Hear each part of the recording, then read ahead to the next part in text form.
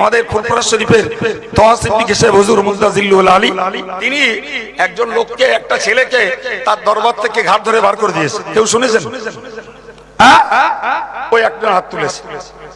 জি, আমি তোহা হুজুরের বক্তব্যটা শুনলাম, আশ্চর্য ব্যাপার। সে দরবারে গেছে, হুজুর বলেছে যে তুমি টুপিটা পরো। ও বলছে টুপি পরার কোনো দরকার নেই, কোনো প্রয়োজন নেই টুপি পরার। জি, আমার শুনে মনে হলো, যদিও সে কথাটা বলেননি, আমার শুনে মনে হলো এটা ওই বাংলাদেশের বিষাক্তদের এক পয়জন, এটাও একটা। এবারে হুজুর বলেছে, আরে বাবা আসরের নামাজের সময় হচ্ছে, টুপিটা পড়ো, নামাজটা পড়ি। বলে নামাজ পড়ে কি হবে? এখন যখন নামাজের ব্যাপারে ওই লোকটা কুমন্তব্য করেছে, তো হুজুর তাকে বলেছে হাত ধরে বার করে দাও।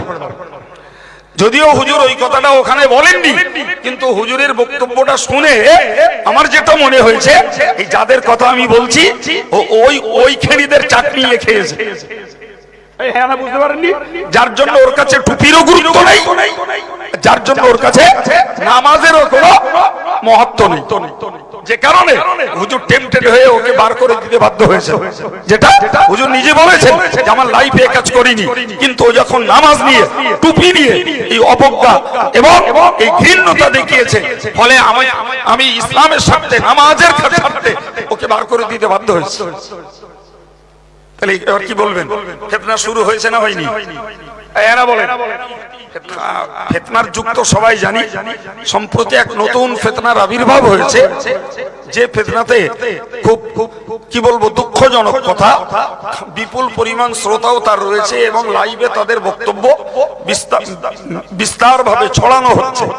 যে এক শ্রেণীর মানুষ তৈরি হয়েছে যারা পরিষ্কার বলছে মুহাম্মদকেও মানি না আর হাদিসকেও মানি না। চিল্লে বলেন, আর একটু জোরে বলেন। জি, প্রিয় ভাইরা আমার, তো আমি আজকের খতমে বুখারীর দর্শে বসে আপনাদেরকে এই বার্তাটা দিতে চাইছি। ভাই, এই ইউটিউব এমন একটা বিষয় যে আমার এখানকার কথা সারা পৃথিবীর প্রবাসী বাঙালিরা শুনতে পারে। হ্যাঁ না বলেন?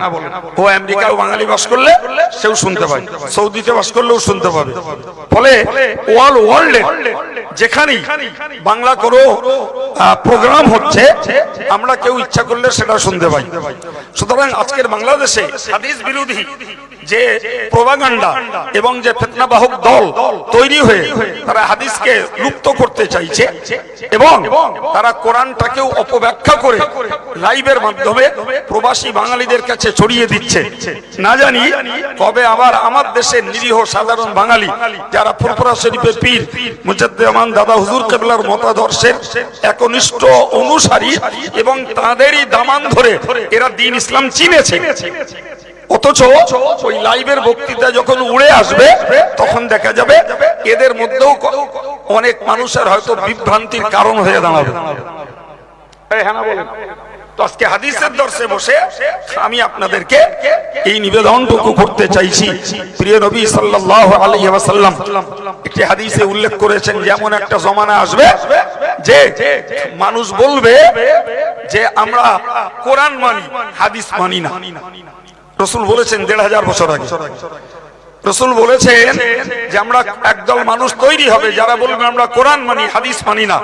অথচ নবী বলছেন যে আল্লাহ পাকের কোরআনটাও যেমন ইমানদার মুসলমানের জন্য মান্যবর, গ্রহণযোগ্য, অনুসরণীয়, আমি মুহাম্মদুর রাসূলুল্লাহ সাল্লাল্লাহু আলাইহি ওয়াসাল্লাম আমার বাণীগুলোও তেমন ঈমানওয়ালা মুসলমানদের কাছে তেমন মান্যবর, তেমন গ্রহণযোগ্য, তেমন অনুসরণীয়। সুবহানাল্লাহ। প্রিয় ভাইরা আমার, তো আমি আপনাকে অনুরোধের সঙ্গে বলতে চাইব যে হাদিসের অমর্যাদা এবং হাদিসের অবহেলা, হাদিসকে উপেক্ষা করা, এটা নিশ্চিত ইসলামী দৃষ্টিকোণ থেকে ঈমান থেকে হাত ধুয়ে বাড়ি যাওয়ার সমতুল্য। কথা বুঝতে পারেননি?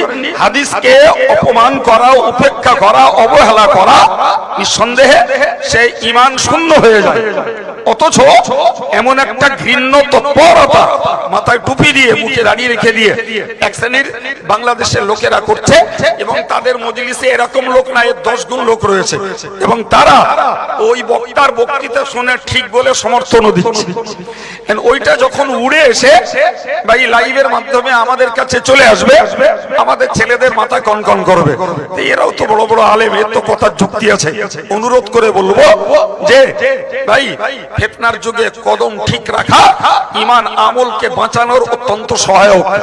মজবুতির সঙ্গে নিজেদের আকীদা, ইলম, ঈমান, আমলকে আমাদেরকে আঁকড়ে ধরার দরকার আছে, আঁকড়ে ধরার দরকার আছে। প্রিয় নবী ফিতনার জমানা সম্পর্কে বলেছেন যে তোমরা তামাসসাকু বিসুন্নতি, আমার সুন্নতকে তোমরা আঁকড়ে ধরো, আমার সুন্নতকে তোমরা আঁকড়ে ধরো। অন্য হাদিস এসেছে আলাইকুম বিসুন্নতি ওয়া সুন্নাতিল খুলাফায়ে রাশিদিন আল মাহদিয়িন। প্রিয় নবী বলেছেন যে তোমরা আমার সুন্নত এবং আমার সত্য পথ প্রাপ্ত খলিফাদের সুন্নতকে তোমরা মজবুতির সঙ্গে আঁকড়ে ধরো। আব্দু আলাইহা বিন নওয়াজিজ, তোমরা মাড়ির দাঁত দিয়ে কামড়ে ধরো। সামনের দাঁতের শক্তি কম, মাড়ির দাঁতের শক্তি বেশি। প্রিয় নবী এই জন্য মাড়ির দাঁত দিয়ে কামড়ে ধরতে বললেন রাসূলুল্লাহর সুন্নাতকে এবং তার সাহাবায়ে কেরামদের সুন্নাতকে, বিশেষত খোলাফায়ে রাশিদিন যারা, এদের সুন্নাতকে মাড়ির দাঁত দিয়ে আঁকড়ে ধরতে বলেছেন। জোরে বলুন সুবহানাল্লাহ। আমি আপনাদের কাছে এতটুকু উৎসাহজনক কথা বলবো হাদিসের দর্শে বসে, যে আজকের হাদিস বিরোধী তৎপরতার প্রোপাগান্ডা বিপুল হারে চলছে। ভাই যদি লাইভ না থাকতো, ইউটিউব যদি না থাকতো, উনি আমাদের টেনশন করার কিছু ছিল না। যেখানকার লোকেরা ফিতনা করছে আর যারা সেই ফিতনার কবলে পড়ছে, সেখানকার ওলামা সমাজ বুঝতো যে তাদের কিভাবে প্রতিরোধ করবে আর তাদের এই ফিতনার জাল থেকে মানুষকে কিভাবে বাঁচাবে।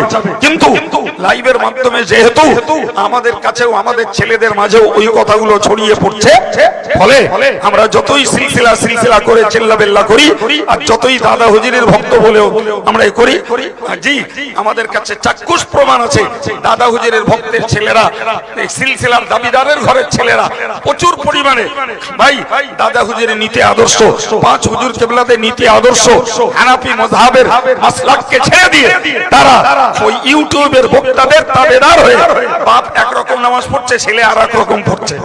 বাপের নামাজের কেরাত একরকম, ছেলের নামাজের আর এক রকম। জি ভাই, সুতরাং এই যে ফিতনা, যে কোরআন ছাড়া আর কিছু মানা যাবে না, হাদিসকে মানা যাবে না, ভাই এই ফিতনাও আমার ঘরের সিলসিলার ঘরের দাদা হুজুরের মতাদর্শের ভক্ত মহব্বতের দাবিদার যারা, তাদের ঘরের ছেলেরাও যে এই ফিতনার চাটনি গিলবে না, এর সম্ভাবনা নাই, গিলবে না ভাই, এ কথা বলা যাবে না। এর সম্ভাবনা আছে এরা এই চাটনি গিলে ফেলবে। এই কথা বুঝতে পারছেন? তাহলে যেখানে আমরা দাওরায়ে হাদিস মাদ্রাসা করে ছেলেদেরকে মুহাদ্দিস বানাচ্ছি, তাফসীরের ক্লাস করে মুফাসসির বানাচ্ছি, ভাই আমরা তাকাসসুস ফিল হাদিসের ক্লাস করে হাদিসের উপরে অনার্স করাচ্ছি, ভাই সেখানে মেয়েদের মাদ্রাসাগুলোতে আমরা দাওরায়ে হাদিস পর্যন্ত উন্নীত করে হাদিসের প্রতি বিশ্ব মুসলিম জাতিকে, বাঙালি মুসলিম সমাজকে ছেলেদের সঙ্গে মেয়েদেরও আকৃষ্ট করে আমরা কোরআন হাদিসের পক্ষে পরিবার, সমাজ, গ্রাম, রাষ্ট্র তৈরি করতে চাচ্ছি। সেই যুগে যদি আরেক দল হাদিসের এগেইনস্টে জবান খোলে, আরেক দল যদি হাদিসের এগেইনস্টে প্রপাগান্ডা করে, নিশ্চিত আলেম সহ আমাদের সবাইকে সচেতন হতে হবে যে কখনো আল্লাহ না করুন এই লাইভের প্রোগ্রাম শুনে আমাদের যুব সমাজ, অবুঝ সমাজ, যারা কোরআন হাদিসের নিগূঢ় তত্ত্ব রহস্য মর্ম বোঝে না, তারা যদি হাদিস বিরোধী অবস্থান নেয়, সেখানেও আলেম সহ মসজিদের ইমাম সহ আম জনতা, সাধারণ দিনদার ইমানদার গুলোকেও এর বিরুদ্ধে রুখে দাঁড়ানোর দরকার আছে। আরে বাবা, আপনারই একটা ছেলে যদি লাইভের বক্তৃতা শুনে হাদিস বিরোধী অবস্থান নেয়, তা আপনি কি ছেলে বলে তাকে মাথায় করে নাচবেন? কথা বলছেন না? নাচবেন মাথায় করে? যে হাজারো ছেলে খাইয়ে পড়িয়ে মানুষ করেছি, এখন বুড়ো হয়েছি, ওই ছেলে রোজগার করে দেবে তবে খাওয়া হবে, অতএব ও হাদিসের বিরোধিতা করে, অমান্য করে বেঈমান হয়, হোক যে আমার টাকার দরকার নেই, আমার বুড়ো বয়সে দুটো ভাত কাপড় দিলি হল। বান্দায় নামাজে নাকি যদি ধান্দা ওরাম থাকে তাহলে ওরকম অপদার্থ ছেলেকে সমর্থন দিলে মনে রাখবেন আপনার ওই ঈমান আমলটাকে রেখে দিয়ে কবরে যাওয়া লাগবে। ফলে আজকের হাদিসের দর্শে বসে আমি এই যে কথা বললাম এগুলো বলো খুব পুরাতন নয়, একেবারে রিসেন্ট, ভেরি রিসেন্ট, খুব বেশি বেশি বিপুল প্রচার চলছে মাসখানিক, তার বেশি না, তার বেশি না। আর ওরা নাম দিচ্ছে, তাদের নাম হলো আহলে কোরআন। আপনারা এতদিন শুনে আসছিলেন যে একদল বেরিয়েছে হানাফি মাযহাব বিরোধী ভাই, তারা তাদের নাম দিচ্ছে আহলে হাদিস। আর এই আহলে কোরআন নামীয় গোষ্ঠীটা হয়েছে কয়েক বছর আগে, কিন্তু এত বিপুল ভাবে তারা বাস্তবে আসেনি। এই মাত্র মাসখানিক হলো একদম স্পষ্ট, তারা স্পষ্ট কোরআন পড়েই বলছে নামাজ পড়তে হবে না। বলে কোরআনে কোথাও 5 ওয়াক্ত নামাজের কথা নেই। এখন যারা নামাজ না পড়ার পক্ষে, হাত যদি তাদের 3টে থাকে 3 হাত দিয়ে তো বগল বাজাবে। এই কথা বলছেন না কেন? ঠিক কিনা? 3 হাত দিয়ে বগল বাজাবে যে আমরা যে নামাজ পড়ি না, দেখেছিস এতদিন পরে সত্যি সত্যি এই ইসলামী গবেষক আন্তর্জাতিক খ্যাতি সম্পন্ন মুফাসসিরে কোরআন বেরিয়েছে। আমাদের মৌলবীরা কি জানে রে? এরা কিছু জানে না, যা জানে ওরাই, কারণ ওটা তাদের পক্ষে চলে গেছে।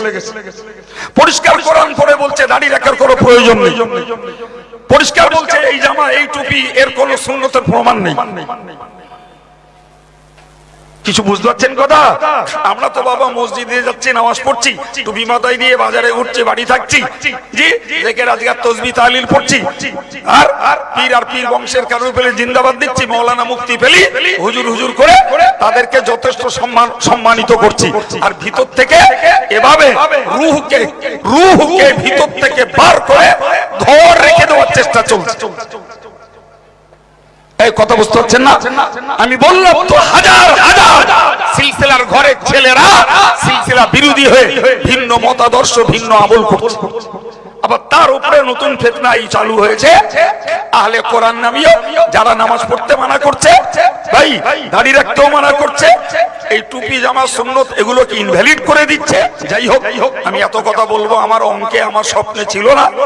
আল্লাহ বলিয়েছেন যদি এর দ্বারাতে আমাদের একটু সজাগ সতর্ক হওয়ার যদি উপকারে আসে, তাহলে আজকে দরসে বুখারীর মজলিসে বসে আমার কথাগুলো আশা করি দ্বীনের পক্ষে, ঈমানের পক্ষে, আকীদার পক্ষে এবং হানাফি মাযহাবের পক্ষে, কোরআনের পক্ষে, সুন্নাহর পক্ষে, সিলসিলায়ে মুজাদ্দিদে জামানের পক্ষে আমার আলোচনা যথেষ্ট সহায়ক হবে ইনশাআল্লাহ। আল্লাহ কবুল করেন, বলুন আমিন।